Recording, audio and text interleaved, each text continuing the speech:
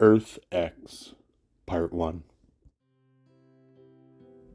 My father always said the human mind was like a doorway. It just required a key to be opened.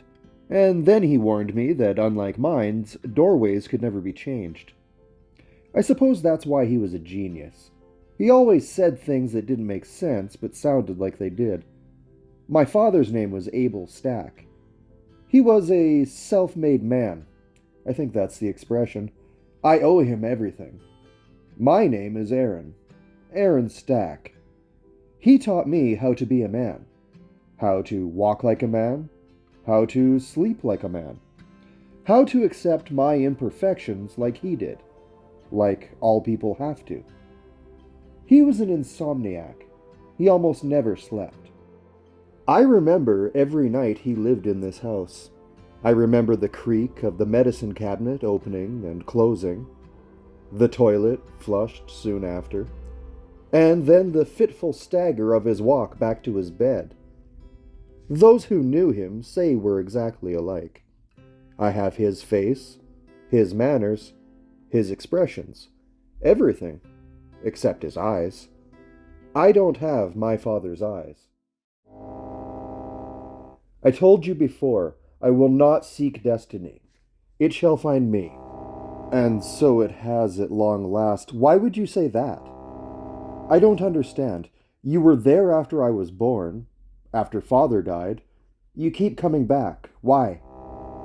Don't call me X-51. My name is Aaron. What do you mean my purpose? Of course, I'd do anything to know all of humanity, all its struggles and successes, all its meekness and strength. I was created to reflect it, but would I like to know humanity's destiny? What kind of question is that? How can I know? How can any man know? I asked you a question. What?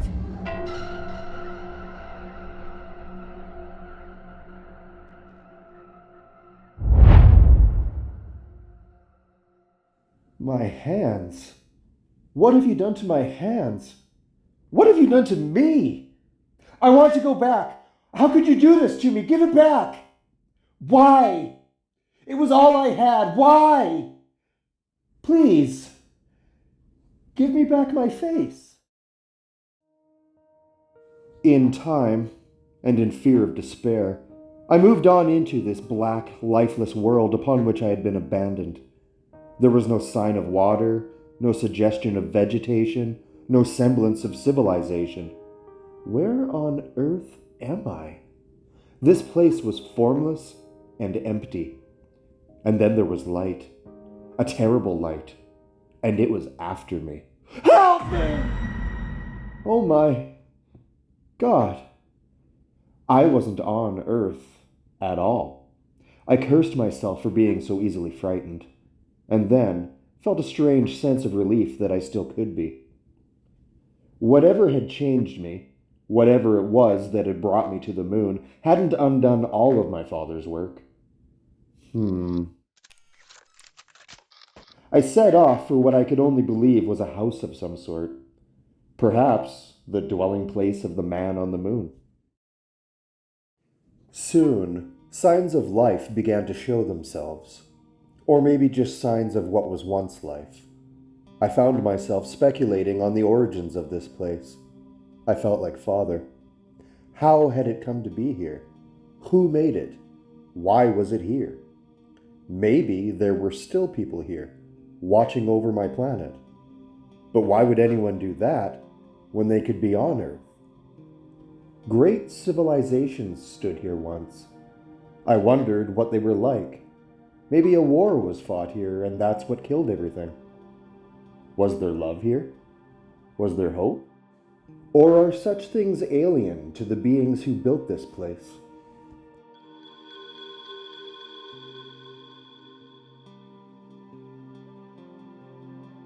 Father said there was no meaning to life except in the purpose and utility infused in it by its creator. Was this mine? No one else could have walked across the moon without air.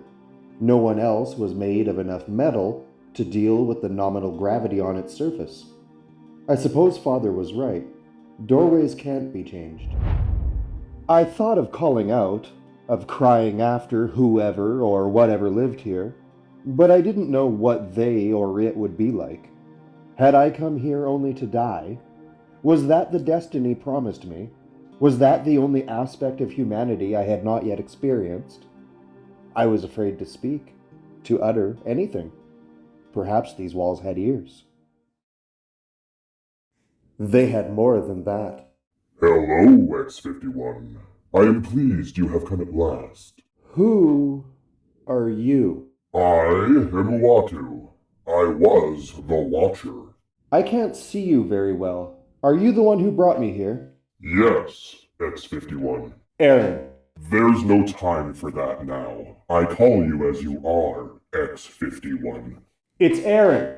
Aaron Stack, okay? All is ready. Everything has been prepared for you. You did this to me. Why? What have you done? Something wonderful.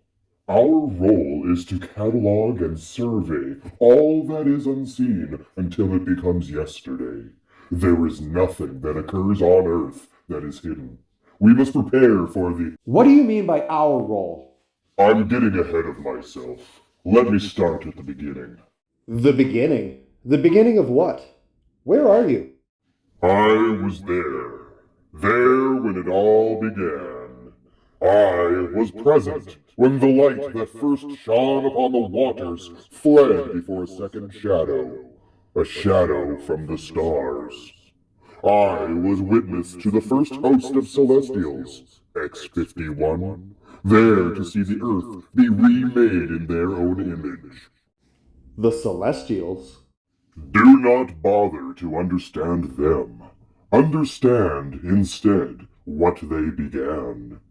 This remaking killed most of the indigenous creatures, including the beasts known as dinosaurs. Today, most on Earth believe a meteor roughly the size of the moon struck the Earth. Were I given to human irony, I'd... Amazing. It's so real.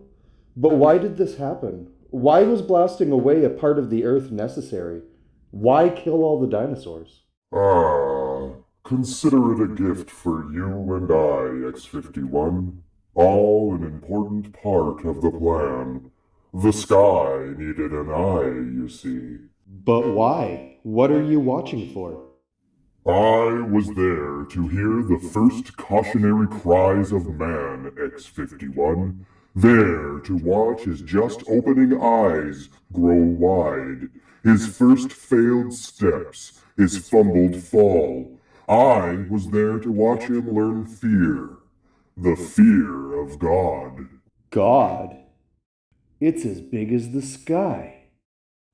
Mankind was about to meet the beings that would one day be his makers. It's breathtaking. Breathtaking, X-51? Is that how you would choose to describe the Celestials? What's wrong with breathtaking?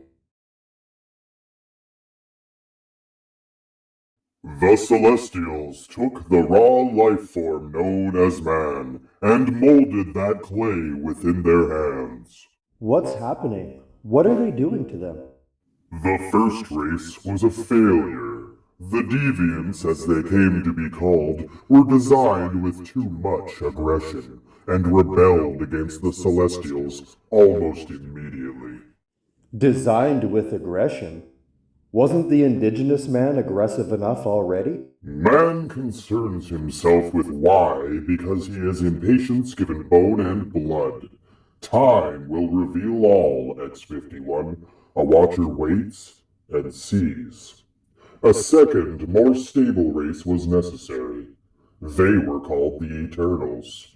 They would be this planet's first protectors, and their brother's keepers. Were the deviants created to protect the planet as well?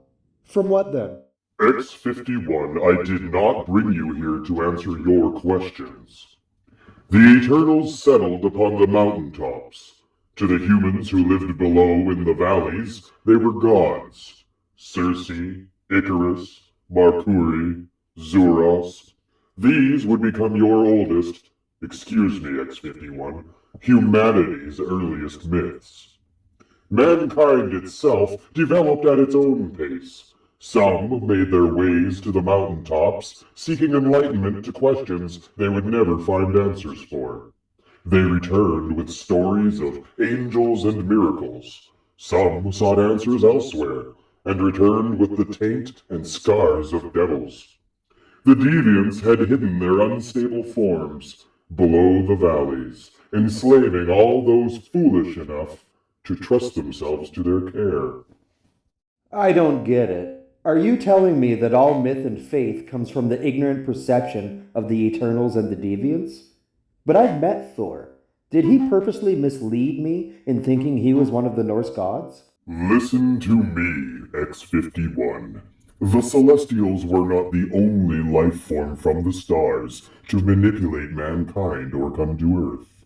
The Kree, an alien nation who had been locked in a costly war with a shape-shifting race called Skrulls, attempted to create an army of super beings to fight in their stead.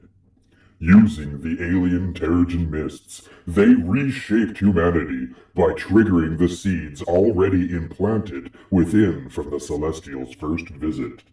These Inhumans also rebelled against their creators and kept themselves from the view of the Kree for thousands of years in the hidden city of Atalan. But the history of Earth tells nothing of these nations. How can they be so important to mankind's destiny? You've yet to show anything that has to do with humanity. Not really.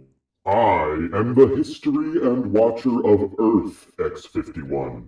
Mankind is not its center. Their purpose does not even begin to manifest itself until just prior to the fourth host. Fourth host? But you only mentioned one. 25,000 years ago, mankind was enslaved by the Deviants. The history of this period in humanity has been lost to all save myself. Mankind would have perished. The Celestials could not allow this, so the second host came to wipe the Deviants' aspirations from the face of the earth. The destruction and scattering of the Deviant Empire would be felt throughout the world. In one place in particular, Atlantis. The second host's judgment was so thorough it crippled the deviant control of humanity. The Celestials' attack on the deviant city of Lemuria caused a shift in the tectonic plates and sank an entire continent. Millions died. But that's terrible. The Celestials created the Deviants, and then because of them, killed so many people. Innocent people who had nothing to do with the Deviants. What is innocence? Why do you show me this? These Celestials are evil. Don't be so dramatic, X-51. After all, what is evil? My father never told me. He died before he could. Then let me tell you what evil is. Evil is an invention. A human invention that attempts to explain what is beyond human understanding. Good is a blanket concept, X-51. It covers up fear of exposure, of consequence, of death. That is why human history brims with the sacrifice of innocence for the sake of good. For all time, humanity has prostrated itself on the imagined altar of good and evil, for all those it thought to be gods. 1,000 years ago, the third host came to Earth. To inspect the progress of the human race? For the sake of all who would lay claim to humanity, the third host appeared below the various alien beings animated by myths.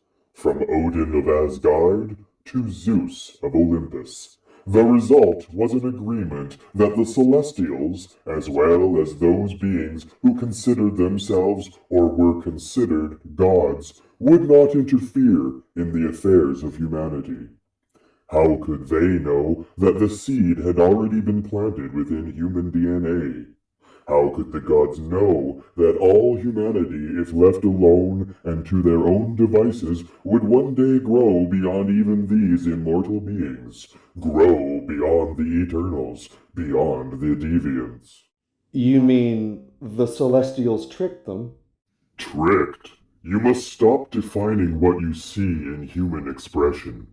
Human expression is incapable of putting into language what I have seen. For each man that rises out of the mud, there are some who will protect him, just as there are others who would threaten his life. I have watched whole nations rise and fall, X-51. Heroes are born and die, their deeds become legends, only to be forgotten. That's terrible. How do you sleep at night? We do not sleep, X-51. We do not pretend to either. Watchers shed no tears for fallen heroes. There will always be others in time. But what about all man's progress? What about his technological advances? What about me? My father always said, Do you still fail to see the obvious, X-51? Mankind, this race you cling to, is temporal, a phantom flesh that does not yet know it is obsolete. I said this already, X-51. There is no good, there is no evil. There is only change, only life and death and the struggle to survive. The struggle creates heroes. But there is no valor in necessity, X-51. Then there is no purpose? You've lured me here under false pretenses? What about mankind's destiny? You promised. So I have. It would not be until your so-called 20th century that the seeds which lay dormant within humanity began to germinate. It would not be till then that man, the created and recreated being, at last said, "Let there be life." Gentlemen, I present before you an android of my own creation. Android? Like me. War has always been developmental in your species, X-51. Peace has always been the enemy of progress. World War II was the greatest war your world had ever faced. It sparked humanity's greatest advancements thus far. It germinated the celestial seed, X-51. This germination manifested itself in many forms. In the Human Torch, the form was artificial, synthetic, but still, in its essence, life. With Captain America, a frail man was given the drug which advanced him beyond normal human attributes and abilities. Who's the boy? James Barnes, Bucky, Captain America's partner. He died, but that is not important. Why do you say not important? With Namor, the Submariner, human mutation actually occurred through natural and environmental means. In this case, it was the result of crossbreeding between a human and another race which thrived below the waters, a race which descended from the sunken continent of Atlantis. Atlantis? Yes. The evil committed by the Celestials became the ancestry of one of the world's greatest heroes. A hero who might not have changed the tide of the war had he not been born out of that earlier tragedy. Namor and his allies saved millions, X-51. The world was not yet ready for a master race. Not ready. There was a man, a small, ugly man named Adolf Hitler. World War II was the result of his actions. Together with officers like the Red Skull, he chose to rule instead of serve. In secret, they tried to create a master race through manipulation and genetics. They trifled with beings sworn not to meddle in human affairs. This Reich destroyed all those deemed inferior by their standards. In defense against Hitler's Reich and his advance through Europe, a bomb was created, ending the war the moment it was used. The atomic bomb also unleashed many of the seeds that lay dormant within humanity. To some, its creators were considered heroes. To others, they were monsters. Within a few years, the nature of monsters became easier to define. Some were man-made. Many were creatures from other worlds. Still others were ancient menaces from lost and forgotten civilizations awakened by the atomic age. And some were once men. The Homo sapiens had become an endangered species. From themselves or from the Celestials? Mankind was never meant to exist forever, X-51. The meek could never, how do you put it, inherit the earth. Survival necessitates change.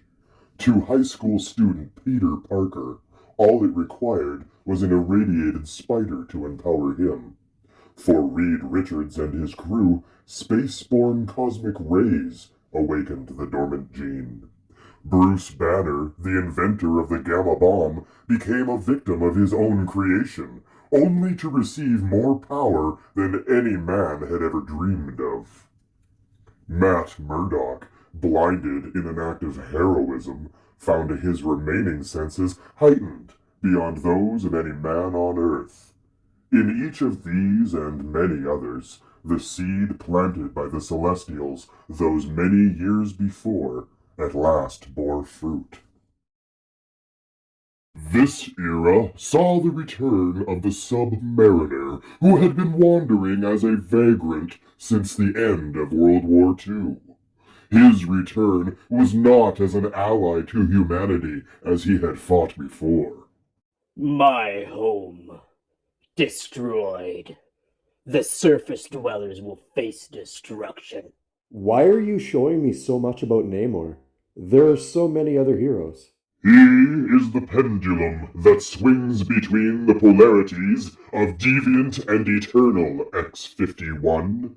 He was the firstborn directly of the seed. His is the second face of man. Namor struck at humanity wherever he found it, from the concrete high-rises of New York City to the frozen wastelands of the Arctic. That man in the ice. It's Captain America. Captain America, found and revived by a team of superpowered humans known as the Avengers, returned seemingly from the dead, a living legend. I know the Avengers. I fought with them a number of times. They were considered Earth's mightiest heroes, her most amazing protectors. Protectors? But isn't that what you said about the Eternals? Not all of Earth's defenders would come from Earth, X-51. The Kree returned one day. One, in particular, became a hero of Earth, becoming a traitor to his own race. His name was Mar-Vell. But what about the monsters from before? Monsters come in all forms, X-51. The creatures spawned by the atomic age were defeated in time. Like civilization itself, others took their place, many of which look no different from man. But none so awe-inspiring and terrible as the being called Galactus. Were it not for the cleverness of the man known as Reed Richards, and the change in heart of Galactus's own herald, the Silver Surfer, Earth would have died that day, consumed by an insatiable hunger. That device in Reed Richards' hand. What is it? It is called the Ultimate Nullifier. the only weapon capable of destroying Galactus. Reed Richards invented it? No, I gave it to him. I knew Galactus would retreat before its power. You'd heard of Galactus before this? I've seen him before this, yes. Soon, genetic mutation no longer required a specific source of radiation to ignite change. Within years, pockets of mankind began to be born different, inspiring fear and hatred in the rest of the world. Charles Xavier, one of these new mutants himself, attempted to halt the swelling tide of bigotry by teaching his fellow mutants how to survive in this changing world. But hatred was not limited to humanity, X-51. When the mutant populace began to strike back at its oppressors, Xavier was there to stop them. There with other mutants. There with the X-Men. Xavier foolishly dreamed that human and mutant could one day live in peace with each other. What's wrong with that? Mankind cannot live at peace with himself. His nature denies this. All I have seen bears out this testimony. It is the same for every nation and every people derived from humanity. The Inhumans themselves, as time passed, would be considered mutants in their few appearances outside the Hidden Land. Black Bolt, the king of the Inhumans, and the rest of the royal family were even considered heroes by a few.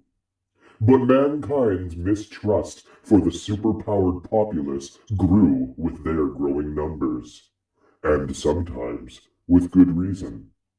In one of the remotest places on Earth, far from the eyes of man, scientists worked day and night to create a new form of humanity, a future form. This new creation, unlike yourself, X-51, looked upon his creators, looked upon their greed and cowardice, and deemed that they were not good. Mankind had begun to produce its own deviants. When the fourth host arrived on Earth, all had progressed as planned. Often I have been moved by the nobility and bravery of Earth's heroes, X-51, but we must not lose sight of why we are here. I don't understand why they are hated for being good. They are hated because they have what others do not. Power, distinction, purpose.